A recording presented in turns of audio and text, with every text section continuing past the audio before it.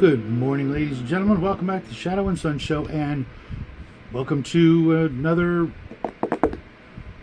Old School Essentials review. I finally got these in the mail. I actually totally forgot about these. I, used the coupon and went over to drive-through and got my copies, processed, and then they finally showed up today along with something else. And I was like, what are all these packages, and I open them up, and here we go.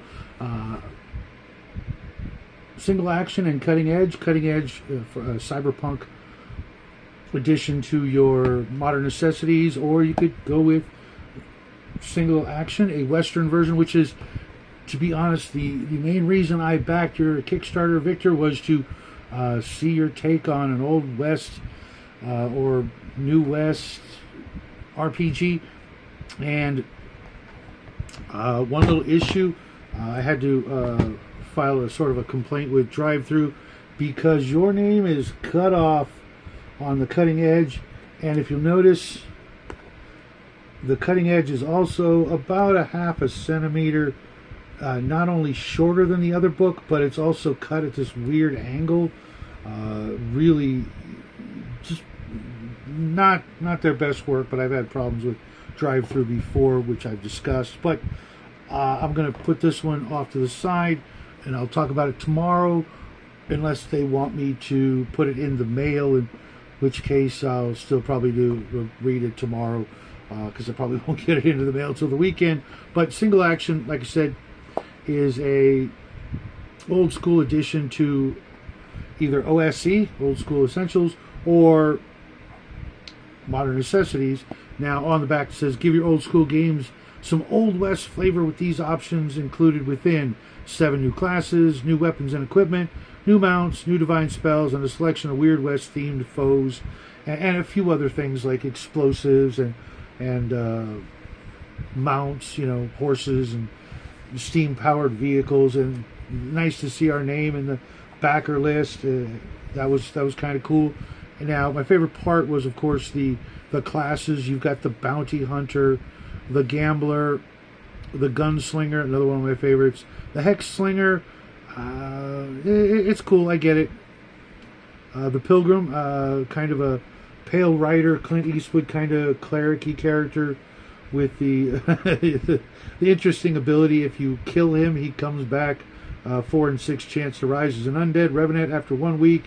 In this state, they are driven by an unrelenting desire to bring their killer to justice. But what if they were the bad guy? Once their vengeance is fulfilled, the pilgrim's soul finds rest, and the bounty hunter returns to the grave. Kind of cool, you get to play your character for a little while longer. I really, hats off to you for that one. Should have brought my hat up here, shouldn't I? And done it with that. Then there's the Trapper, kind of boring, but I know a bunch of people who really love playing it. The Wrangler. Then you go on to the weapons. Now each of these characters, it's got everything you need, and they also get their special abilities and their abilities after reaching 6th level, and then things at 9th level, like getting followers and henchmen and that sort of thing, the experience points, saving throws. All of this is really, really well done and really well laid out. And to be honest, I'm digging the art a little more than I did in the previous book, and those are all thanks to, I was just reading this because I was curious. Your layout artist is Melissa Middleton. Give her a pat on the back for me. The cover art by Nolan Collins, and interior art by Jonathan Torres, Nolan Collins, just Shields. I guess that's just one name. Earl Geyer, Dean Spencer, and Powell Dobson. And it's a mix of sort of pencil art, which I really did. This picture is really nice. And then there's some standard black and white line art throughout the book. Some of it just not bad, but like this one, just barely passable. Kind of reminds me of Dillinger for some reason. I don't know why. When I saw that image, it's not that great. It's not awful. It's definitely very 70s, 80s. But then on the opposite page, you got something a little bit better. Whoever did this one, really nice job. And let's get back to the weapons. You've got your slow reloads, fanning, tripping, lassoing, things like that. Those are actually mostly combat techniques. But then the weapons, you've got melee weapons from the axe handle and the tomahawk and the Bowie knife, the bullwhip. Always love that because I actually know how to use one. The lasso, which I would love to learn how to use. The saber. Then you got your light firearms from muzzle-loading pistols all the way to sawed-off shotguns. Whoever did this image needs to go back to school because there's no, you can't see the cylinder properly. It's just flat, solid. That's not how those work. Just saying, but I'm a gun nerd. There's some of the other ammunition and weapons pictures are okay, but like this TNT, come on, dude. I know I'm nitpicking on the art because that's about the only bad thing that I found in here. Ammunition costs. It looks like there's a typo for no cost for the heavy pistol ammo, nor weight. I think you might want to check that on page 26.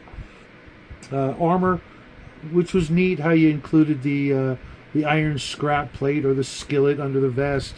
That was kind of cool. But it also includes some things like spirit suits and spirit shirts and leather duster, reinforced duster, war shield, which you never see, even though it was for the most part, just a step above like a wicker mat. But still not bad because that was a thing. The Indians did, in fact, use shields, or at least that's what I remember back in the day.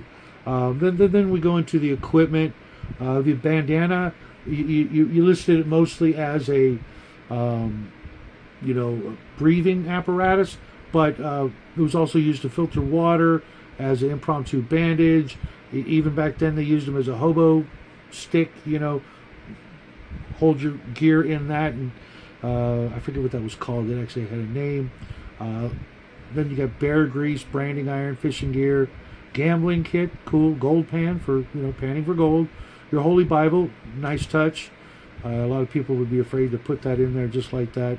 So, hats off again. Mining helmet, which I really wanted to implement in one of my games recently. Which game? It was not my game. It was Nerdy Ogre's game. His Dead Rain Palladium game, where we're walking around in a Walmart where the lights are out, and we've got, we don't have any flashlights, and I was like, we need mining helmets. Pocket watch, poncho, rot gut, nice. I just saw that for the first time. Saddlebag, sewing kit, smelling salt, snake oil, spurs, and twine. Cool. A few more would be nice, but I see what you were shooting for. It's just it's like a 47-page book, so 47 with the last illustration. Although there's a couple of extra blank pages in here. And I'm going to tell you in just a minute what you could have put in here. But, don't get me wrong, folks. This is a lot of fun. And I've read through OSE and Modern Necessities. And this would be a fun game to play. Because I really didn't like it as a D&D game. But what Victor has done with old school, with Modern Necessities, and this book, and from what I remember, just glancing through the cutting edge, there's a lot to be said for this game if you're looking for something BX style, but not a fantasy role-playing game. They're all fantasy role-playing games, but you know what I mean, like a D&D game. Then we go into magic weapons.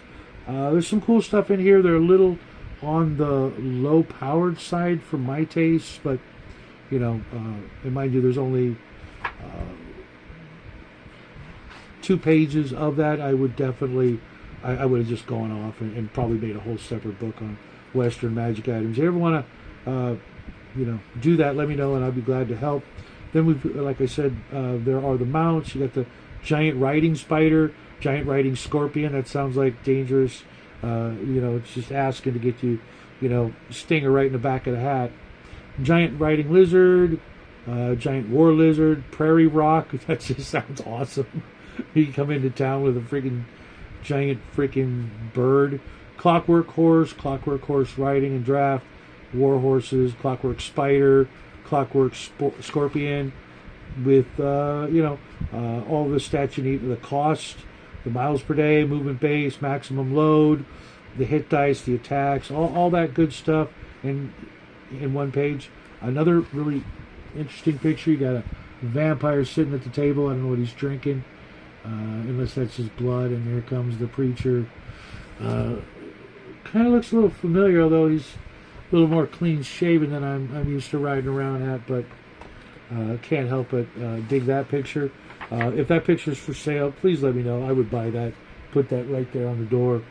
The divine spells, again, they only go up to 5th level, which, okay, and there's only about 3 or 4 per level for this supplement. You can use all the other spells, I guess, from the previous book or books, depending on how you want to do that. But I really appreciate the names you've got, like Burning Bush, which reminds me of Burning Bush Wells, the Boot Hill module, which was a lot of fun, Dust to Water, Gift of Mana, Voice of the Shepherd, Lament of Job, Tongue of Babel, Waters of Mara, Flood of Noah. Just great names, instead of just saying, Burning Hands, or, Purify Water, Voice of Thunder, Curse of Babel, Swords to Plowshares, great one, Sign of the Cross, Plague of Frogs,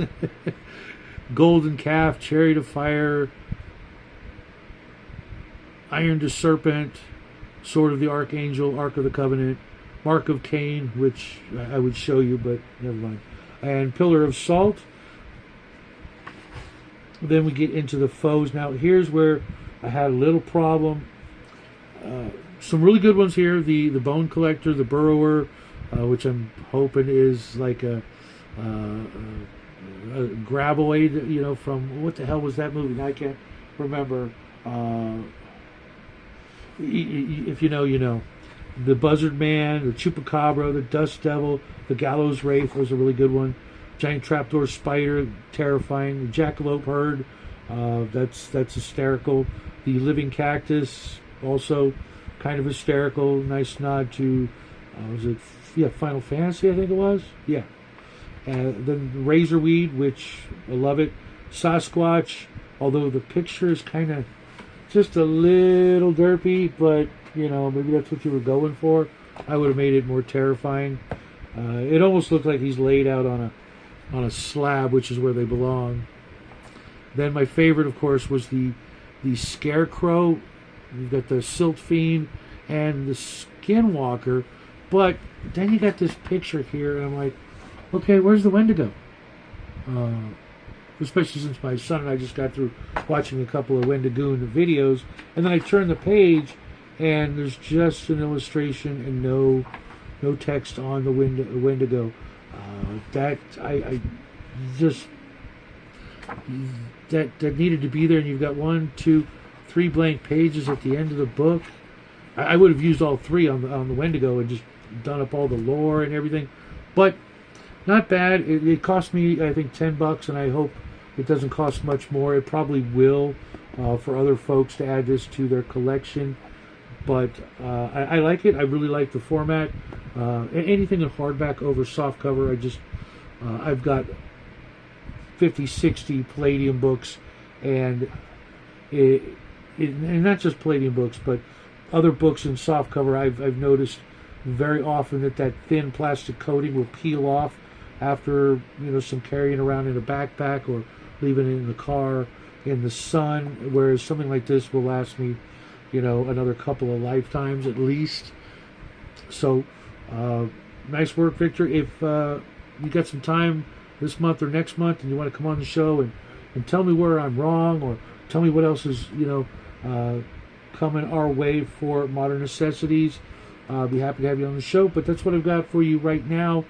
I will have another video in about 15 minutes after you guys are watching this one, where I will be talking about the Planet of the Apes RPG. So stay tuned, folks.